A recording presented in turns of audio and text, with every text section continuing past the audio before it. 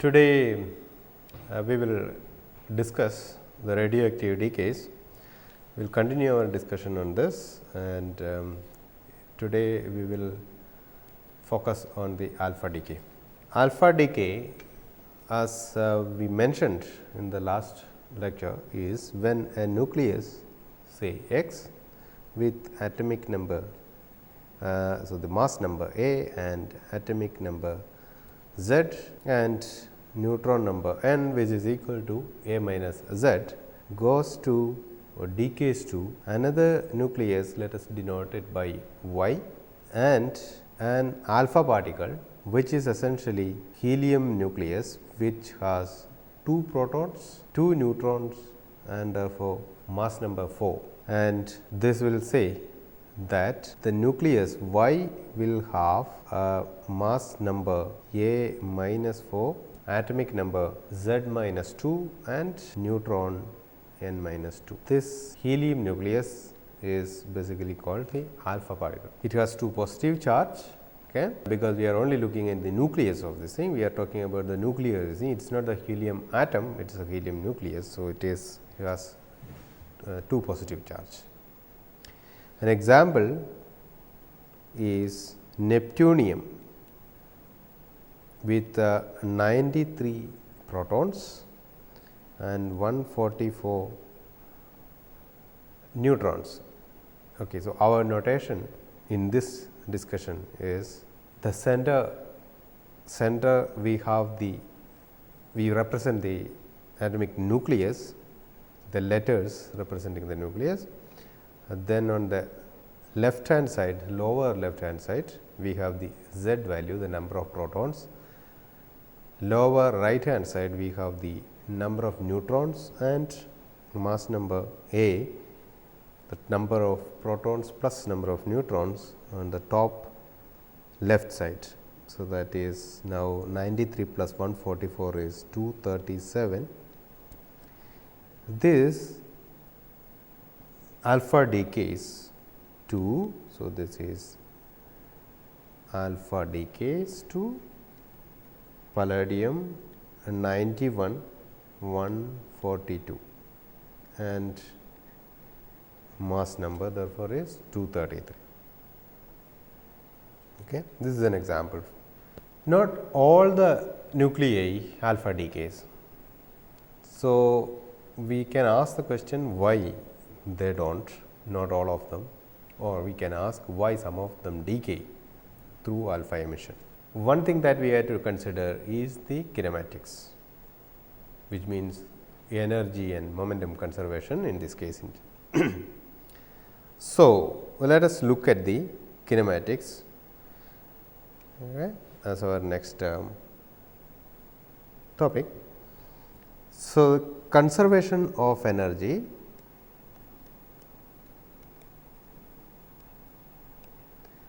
says that initially we had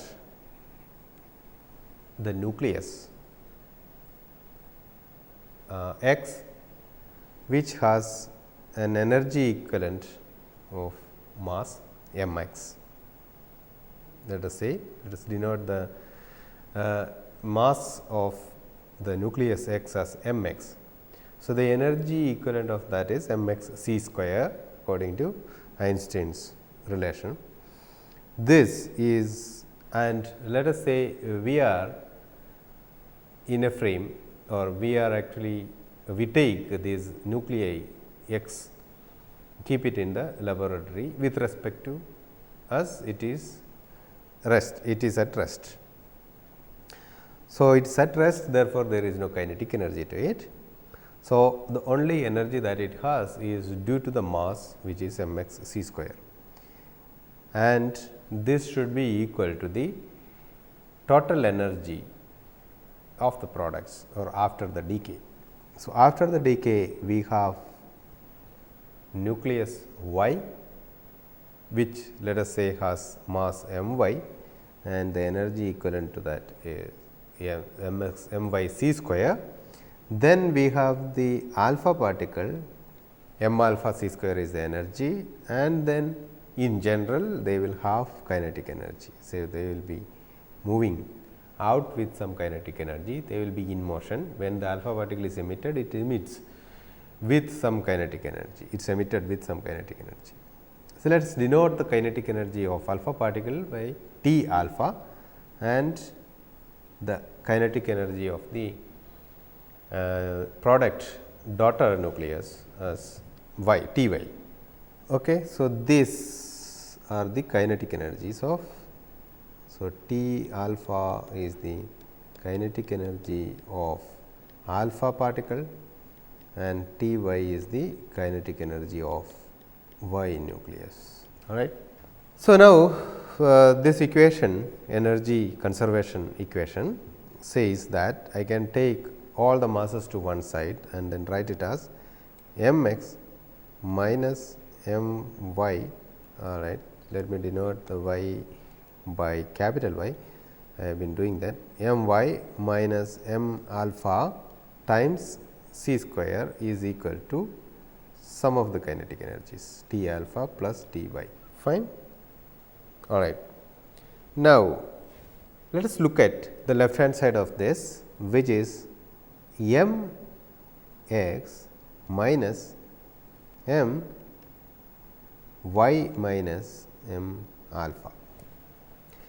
In general, for any such decays, in particular we are talking about the alpha decay. So, there are two particles or nuclei in the product final state.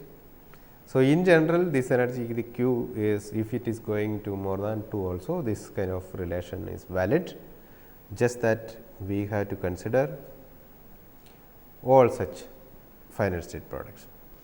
If m y is larger than, or m y plus m alpha is larger than m x, this quantity will be negative. What does that mean? This means that the energy due to the masses of these particles in the initial state m x is smaller compared to the energy due to its mass in the final state, due to the mass of the products in the final state. This says that kinematically this will not be possible. I mean, such a decay will not be possible energetically. All right. So, if we step back to the earlier equation, m x c square is equal to m y c square plus m alpha c square plus T alpha plus T y. It says that if m y plus m alpha is larger than m x, since T alpha and T y, which are the kinetic energies, are always positive. Kinetic energy is always positive. Therefore, the right hand side will be larger than the left hand side if m y plus m alpha is larger than m x. So, Q will tell us, rather the sign of Q will tell us whether kinematically this particular decay is allowed or not. So, it is only possible for a heavier nucleus to decay into a lighter nucleus.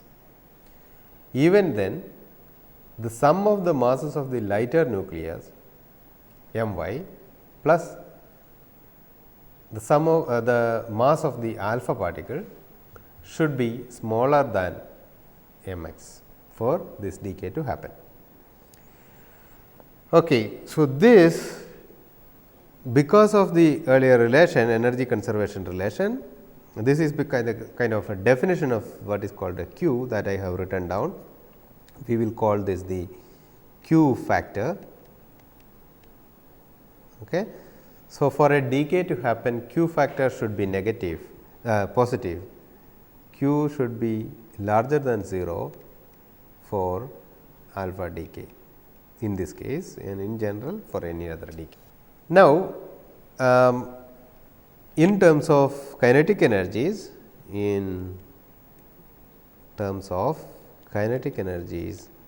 of alpha and y, we have q equal to T alpha plus T y. Okay. That is good. So, that is one thing, that is one relation we know, q is equal to T alpha plus T y. Now, let us look at the momentum conservation.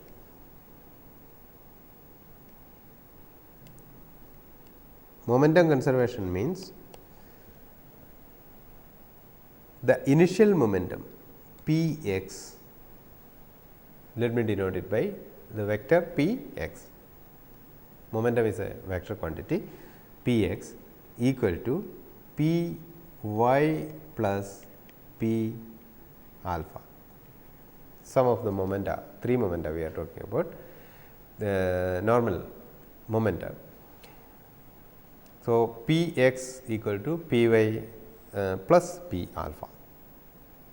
Now, let us, as I said, we usually work in the rest frame of x, okay, which means the x nuclei are at rest. When they are at rest, momentum is equal to 0.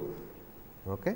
So, p x is equal to 0, which then tells us that p y plus p alpha equal to 0, or that will tell you that p x is p y is equal to minus p alpha. So, p alpha is emitted in one direction, it has some momentum that should be equal and opposite to the recoil p y momentum. In particular, the magnitudes of the momenta are equal, okay. The directions are opposite. So, this is fine, and now let us, we will now derive some relation between these kinetic energy of the alpha particle emitted and the masses and the q factor, etc. For that, let us see whether we need to actually consider, we can consider this non-relative, this as a non-relativistic relation, or we want to consider the relativistic effects also. When do we actually consider the need to consider the relativistic effect? We need to look at the relativistic effect if the particle is moving with large speed, large velocity, which means it has large momentum. Large momentum compared to the mass of the particle. Mass is not really directly, so we have to convert this into the comparable quantities, equivalent quantities. The energy equivalent in both cases we can consider. Energy due to motion is kinetic energy, and energy due to its mass is the mass equivalent of energy equivalent of mass m c square. So, we can look at what is the alpha particle's energy equivalent to its mass m alpha square, and we know its mass is, it has it is almost 4 or about 4 atomic units. One atomic unit is about 1000 MeV, slightly less than that, something like 931 MeV. So, let us consider approximately as 1000. So, this has alpha particle has 4 atomic mass units, therefore, the energy equivalent of that is about 4000 MeV.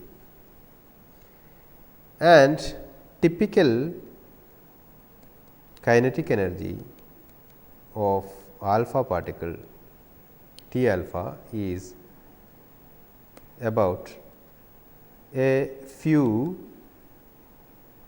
MeVs. Now, this is what we have to compare against each other. M alpha c square compared to T alpha is very, very large, something like 4000 times or maybe 1000 times larger than T alpha.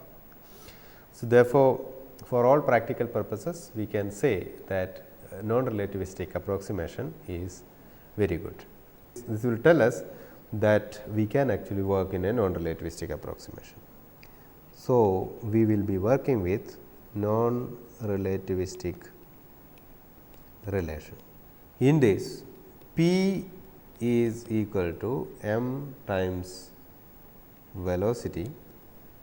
Okay. So, say particularly P alpha is m alpha V alpha, and kinetic energy T alpha is half m alpha V alpha square is equal to m alpha square V alpha square divided by 2 m alpha. I have multiplied and divided by alpha m alpha. So, this numerator is nothing but P alpha square divided by 2 m alpha. Okay. Now, similarly, T y is equal to P y square divided by 2 m y.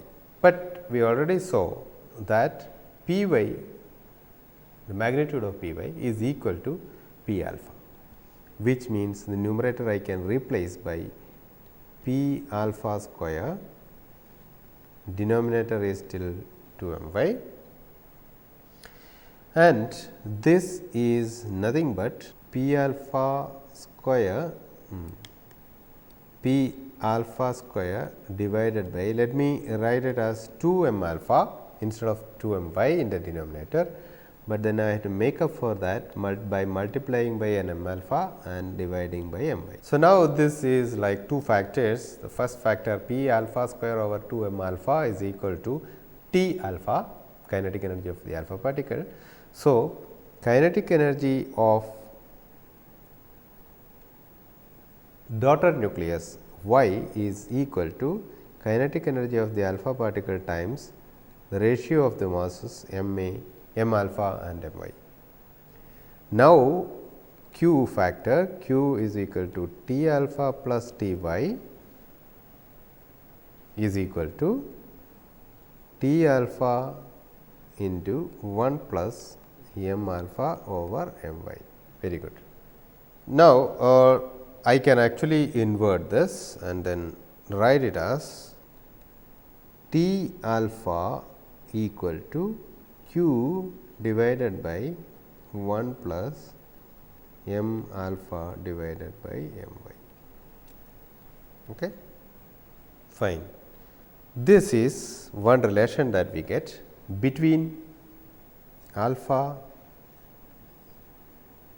the kinetic energy of the alpha particle, and the q value of the reaction and the mass ratios. Okay, that is a useful relation. So, given q, m alpha and m y are known usually, we will be able to find out what the kinetic energy of the alpha particle is.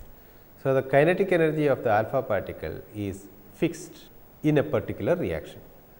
We will be able to compute the value of the kinetic energy of the alpha particle coming out of a particular decay. There is only one value that we can assign to this one. Now, as an aside, I should say that in an actual alpha reaction, the daughter nuclei, there is a possibility of decaying through alpha by, into daughter nucleus which is at either ground state or an excited state, etc. So, there will be usually depending on what the energy state of the daughter nucleus is, we will have different q values and therefore, different kinetic energies for the alpha particles. So, we will find usually in the alpha decay some primary alpha particle with some kinetic energy, which some different kinetic energies. Let me say that again. In a usual case of alpha decay, we will find alpha particles with slightly differing kinetic energies, because the daughter particle can be in different energy states, and therefore, the q value of the reaction can be different for this. Anyway, we will mention some of this at towards the end of today's discussion. So, let me take this and consider some other approximation. So, we have T alpha equal to q divided by 1 plus m alpha over m y.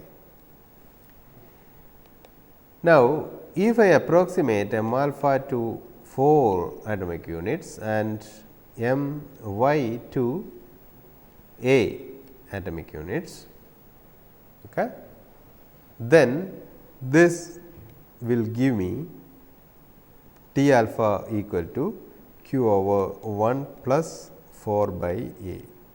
This is an approximation. Now, I can invert this and write it as, okay, let me write it as q 1 plus 4 over a times minus 1 and binomially expand it to get 1 minus 4 by a, okay, plus higher order corrections, order 4 by a square. So, up to linear order in 4 by a, we have T alpha equal to q times 1 minus 4 over a, right. This is okay because usually a is much larger than 4. For example, valid because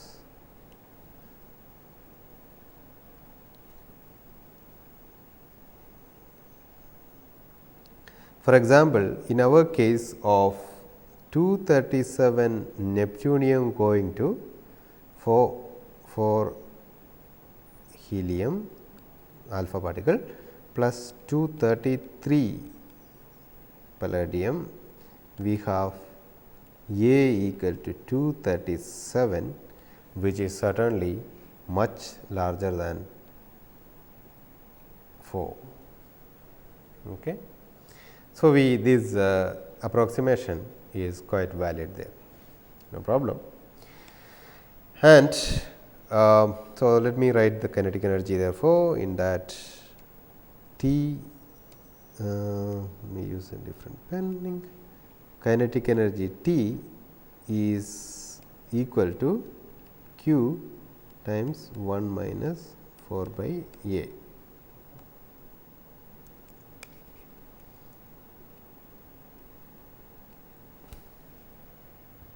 All right. Now, let us take an example.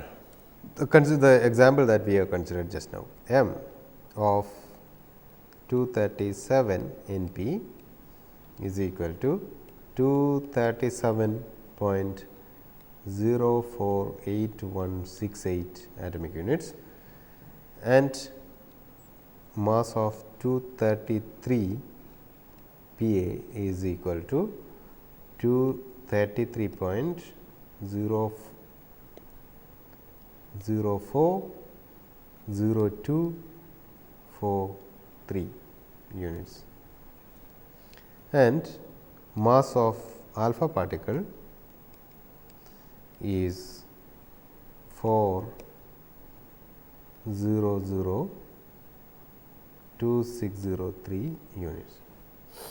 So, the mass difference, the mass of the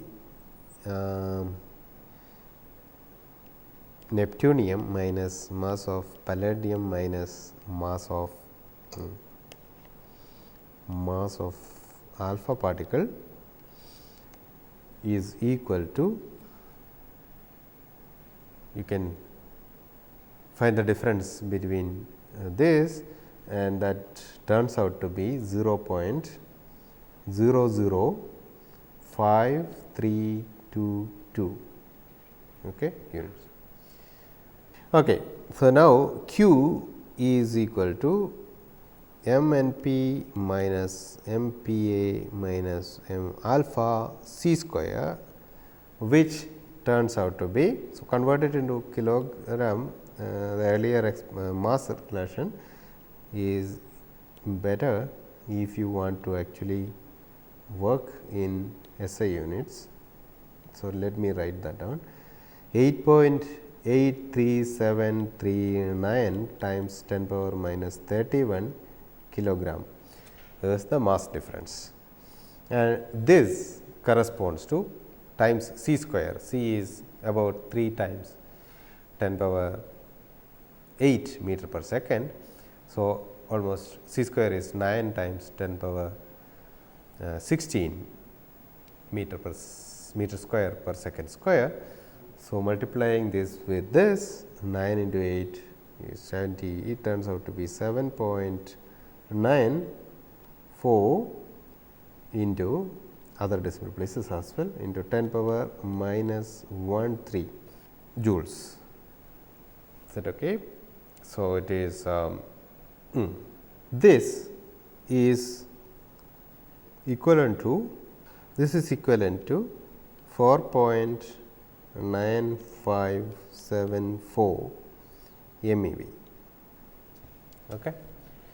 We can actually either we usually work in MeV units rather than joules. So, basically we will convert this into this. So, let me give you the conversion relation again.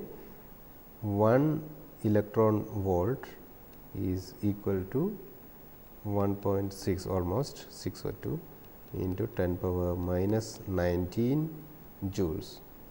So, this is the conversion relation. So, you can use this to convert this 7.94 into 10 power minus 19 joules to MeV. MeV is mega electron volt, which is 10 power 6 electron volt. Okay. Now, so let me summarize this. What we have? We have m and p, the energy equivalent of that c square is almost 237 into 10 power 3 MeV, approximating each of the proton and neutron mass to, or each atomic mass unit to 10 power 3 MeV, which is almost a good approximation, but not exact. M y, the product here is P A, c square is 233 times 10 power 3 MeV, and m alpha c square is 4 into 10 power 3 MeV, and q factor is 5 MeV. Okay. So, this is why we actually said, and T q is T alpha plus the sum of the kinetic energies.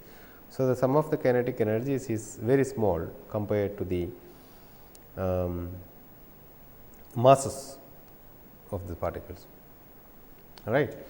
So, the approximation that we worked with is quite all right. Now, let us come to the kinetic energy of the particle, alpha particle. In this case, it is q over 1 plus m alpha over m y. Okay.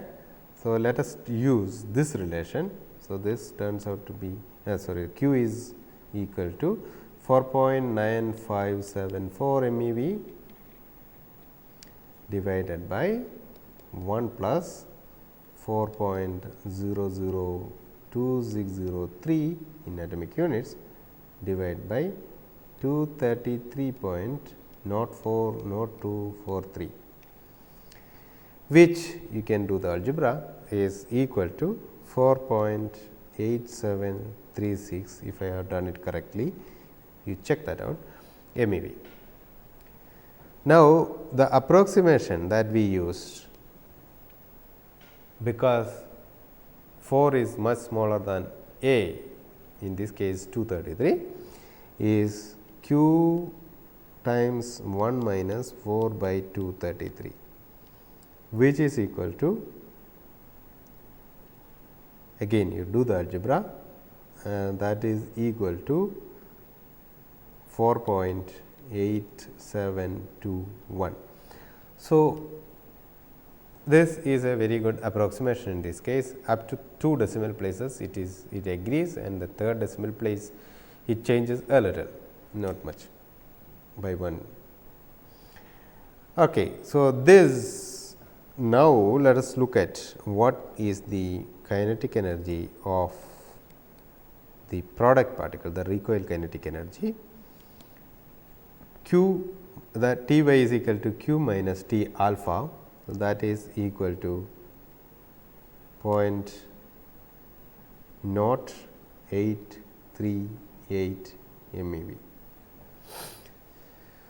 So, it is something like 84 kilo electron volt. Okay. All right. So, this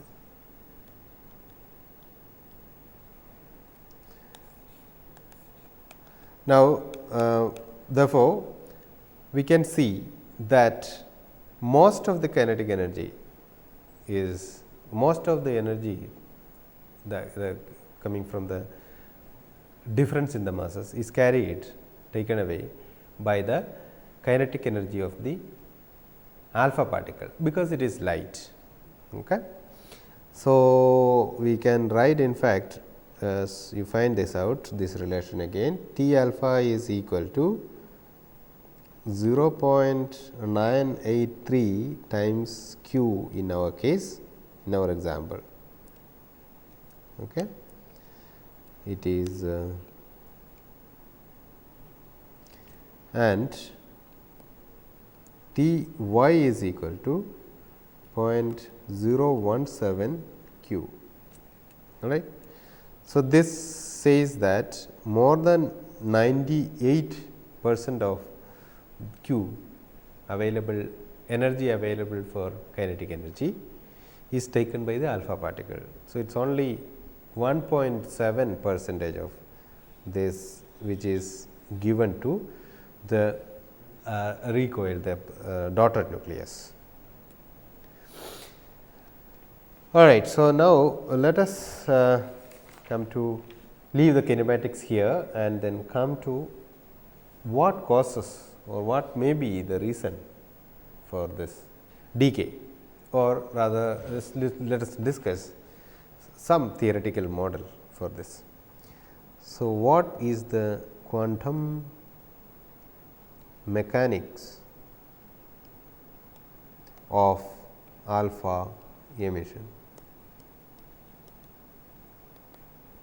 One theory, one way we can consider is to have an alpha particle in the nucleus preformed, already existing.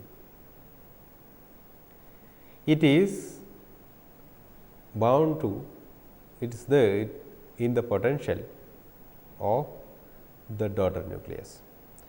So, somewhat the kind of picture of the nucleus X can be that there is a Y kind of a nucleus and there is an alpha particle bound to this. So, there is an alpha particle which exists in this one is one kind of way to look at it, but actually we do not know what exactly is the situation in the small nucleus of the atoms.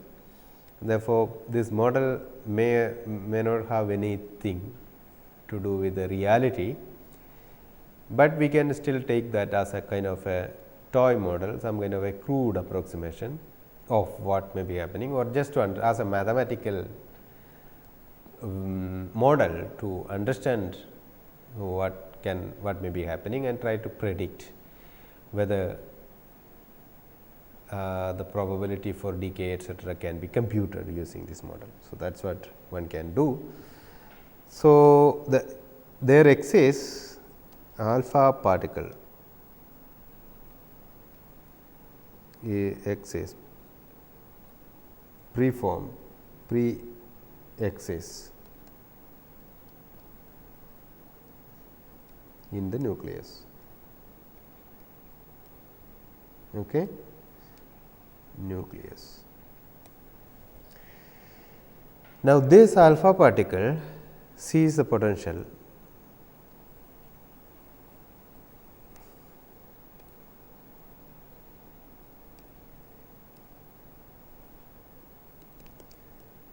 this alpha particle sees the potential due to the nucleus Y. All right.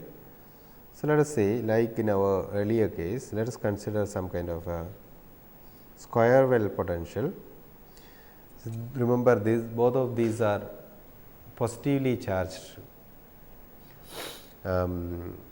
entities. Alpha particle has 2 protons in it, and Y has A minus 2 protons in it, not A minus, Z minus 2 protons in it. So, there will be some Coulombic barrier to this. Okay. So, essentially we will have an attractive strong potential between these, and then there is a Coulomb positive Coulomb potential, repulsive potential. Effectively the potential may look like this, all right, and the 1 over r electric potential, the Coulombic potential is actually repulsive, and then therefore, there is a kind of a wedge like feature for this potential. And suppose q is the, suppose our q value is somewhere here, q value for that particular reaction is here, somewhere here, and 98 or more than 90% of the kinetic energy of the alpha particle is more than 90% of the q value is the kinetic energy of alpha particle. So, alpha particle we can say has a kinetic energy more or less equal to q, almost q. So, that energy can be thought of as the energy of the alpha particle, the quantum alpha particle, and then we will see that with that energy the alpha particle as a quantum particle can penetrate this potential, the wedge like potential, right, and come out of this. So, there is a tunneling possibility there, and the probability for that tunneling to happen we may be able to compute using quantum mechanics, through quantum mechanics. So, there is a tunneling probability, alpha particle can tunnel through the potential.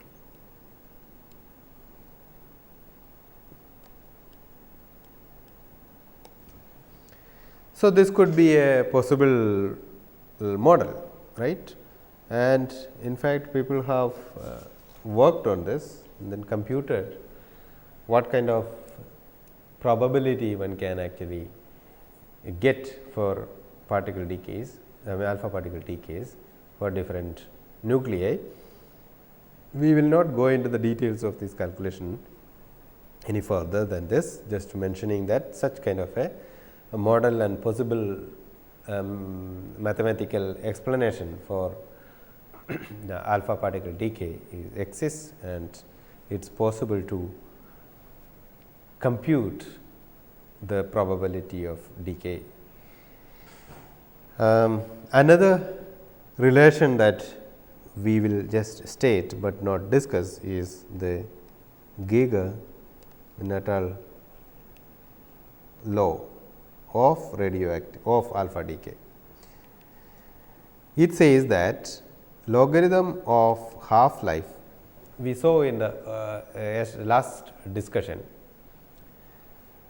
that half life for any radioactive process or radioactive sample is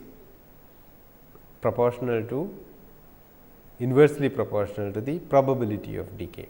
The larger the probability to decay, half life will be smaller, it will decay faster. So, half life will be smaller.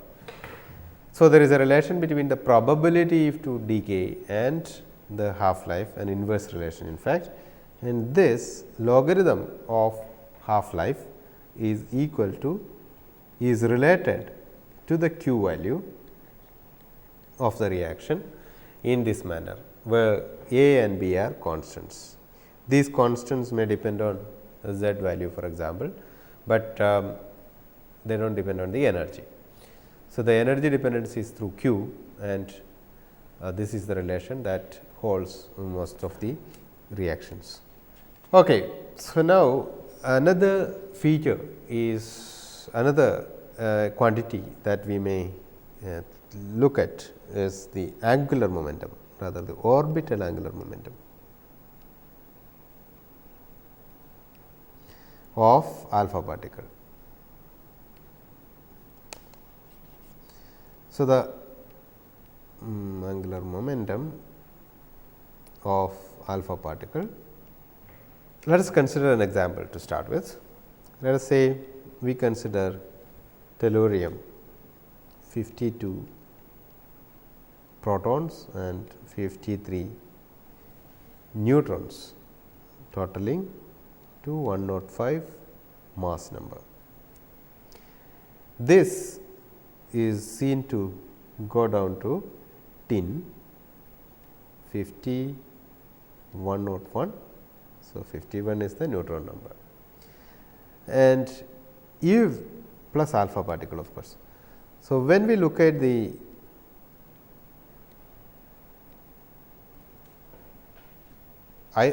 spin and the parity of the initial parent nucleus, it is equal to 5/2 plus, and for the final daughter particle, daughter nucleus, it is again 5/2 plus,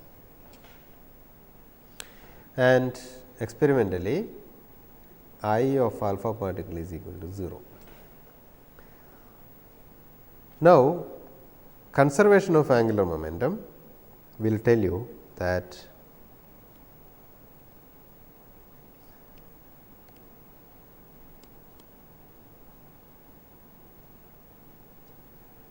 T is not T, I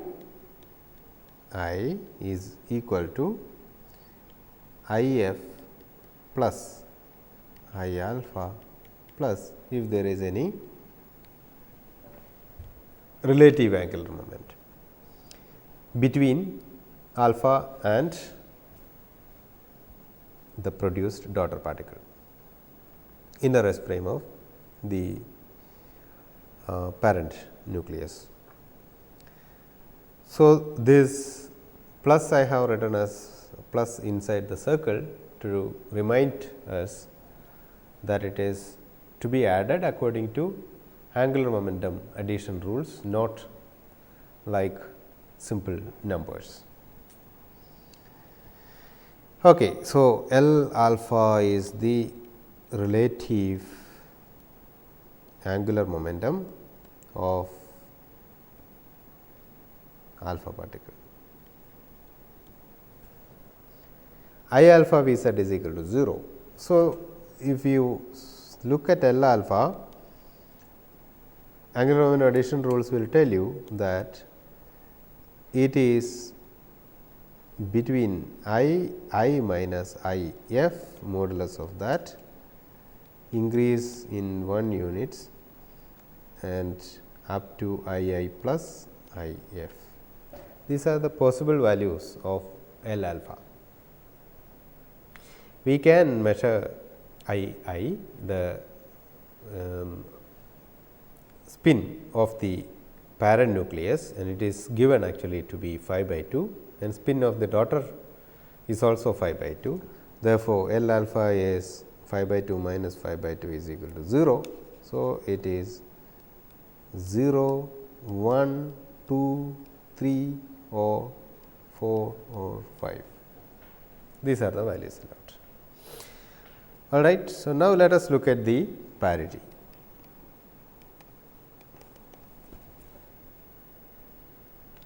Parity, no change in the parity.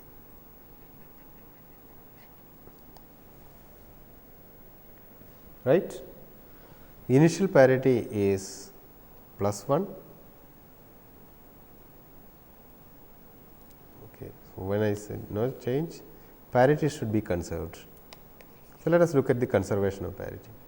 So, plus 1 is the initial parity, and plus 1 is the parity of the daughter, and alpha particle parity is plus again, and there is parity due to the orbital angular momentum, which is minus 1 power L alpha.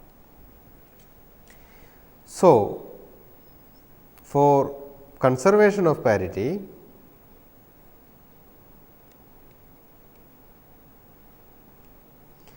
L alpha should be even. Therefore, that gives us in this particular example 0, 2, 4 as the 3 options. Right. Now, let us look at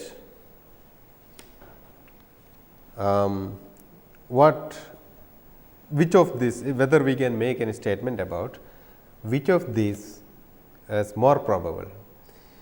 When we have a non-zero angular momentum, then that adds a centrifugal term to the potential. You know this from, say, the discussion of hydrogen atom in quantum mechanics. Even in the case of classical mechanics, the central force motion of planetary motion, etc., we have such centrifugal term, and this centrifugal term is L times L plus 1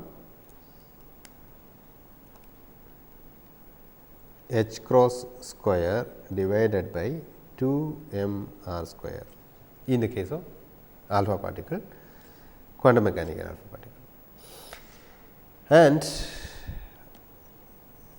centrifugal potential term in the potential. So, the effect is that apart from the potential that we discussed earlier, we will have to add this centrifugal term, which is basically a positive definite term. So, depending on what the L value is, it is a 1 over r square potential. So, it will actually go like this, and depending on what the other values are, it will take some value as some shape, and sum of these two will be bigger than or larger than the earlier case. So, when we consider the q, a particular q value, we will see that when L is not equal to 0, the particle will see a thicker potential, that is from up to this red end, or the where the dashed line, blue dashed line meets the red line, compared to the case when L equal to 0, which is the black line meeting the blue dashed color, black solid line. That is certainly thinner compared to the L not equal to 0 case, which means that it has to penetrate through larger potential barrier or bigger potential barrier, and therefore, its probability, tunneling probability will be smaller, and therefore, the larger the L value, the smaller the probability. Okay. So, the probability will be smaller when we actually have larger L, which means that in this particular case L equal to 0 is the most preferred value or the primary decay channel, and L equal to 2 and 4 may be there. Okay. Now, there is one point that I want to bring your attention to related to what we just discussed. Consider americium 241, okay, decaying to neptunium 237. right. The I P of American 241 is 5 by 2 plus, and that of Neptunium is also 5 by 2, sorry, this American it is 5 by 2 minus, and for Neptunium it is 5 by 2 plus, right. Now, you can ask the question whether there is parity change between the daughter and the parent nuclei. Parity change, yes, that actually tells you that L alpha is odd, right, should be odd. Now, let us look at what are the possible L alpha values. Possible L alpha are 0, 1, 2, 3, 4, 5. Okay. And this says that since parity change is occurring, it should be L equal to 1.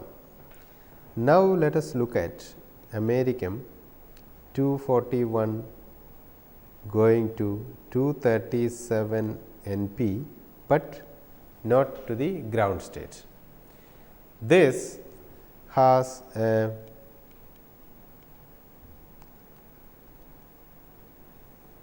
an IP equal to 5 by 2 minus, right. An excited state, instead of going to the ground state, if it goes to the excited state of NP, then it has IP equal to minus 1. So, L equal to 0 possible.